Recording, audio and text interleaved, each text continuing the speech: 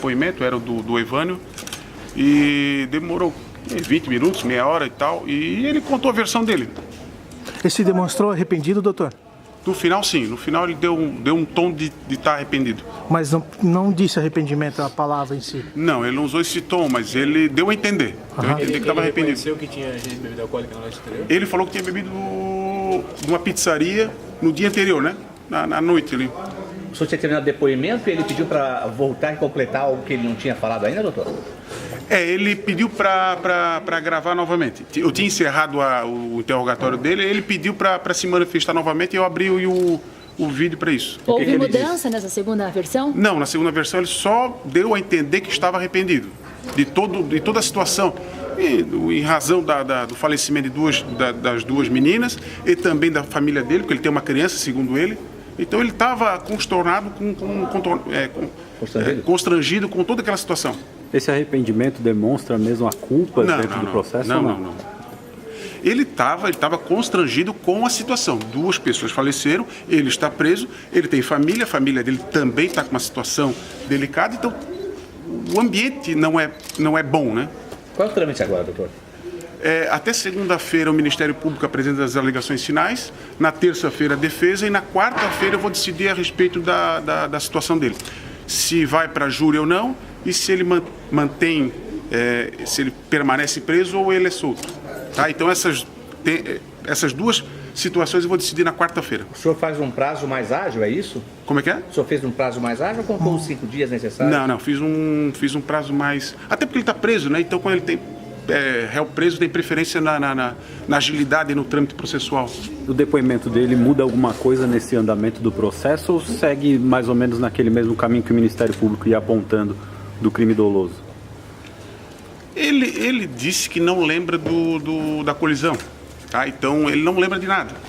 Ele lembra no dia anterior, que ele foi para Rio do Sul e tal, mas ele não lembra do trajeto que ele veio pela 470 e, inclusive, na colisão com os dois veículos. Ele não lembra se invadiu a pista contrária ou se o Palio veio para cima dele. Ele não lembra da situação. Então, é a versão dele, né?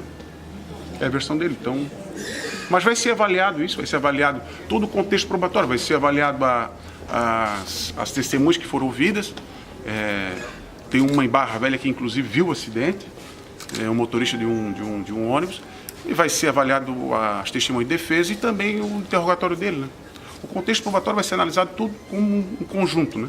Doutor, na chegada o advogado de defesa disse que hoje iria pedir a revogação da prisão preventiva dele. A defesa chegou a fazer essa solicitação ou não? Não pediu.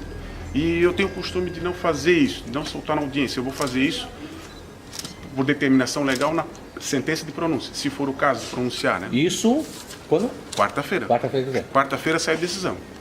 Tá? E aí pode existir essa possibilidade de solicitação da revogação da prisão? Ele deve fazer a solicitação nas alegações finais, ou seja, na peça das alegações finais, que é terça-feira. Perfeito. Na terça-feira ele deve... Não sei se vai fazer o pedido, mas é de praxe fazer o pedido nas alegações finais. E aí, como eu tenho que decidir a respeito... Mesmo que ele não faça o pedido, eu sou obrigado a me manifestar se eu determino a permanência dele preso ou solto. Eu sou obrigado por determinação legal, tá? A lei me manda fazer isso. Apreciar a questão da liberdade provisória dele. Essa é a primeira vez que o doutor vai fazer isso? Em nenhum momento o senhor pôde decidir sobre a soltura dele até agora? Não. Eu peguei o processo não desde o começo, né?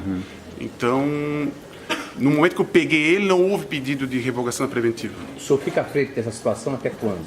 Eu fico até quarta. Quarta-feira? Até quarta. A princípio, até quarta. Então o senhor quer decidir ainda? Vou decidir na quarta-feira, vai sair a decisão.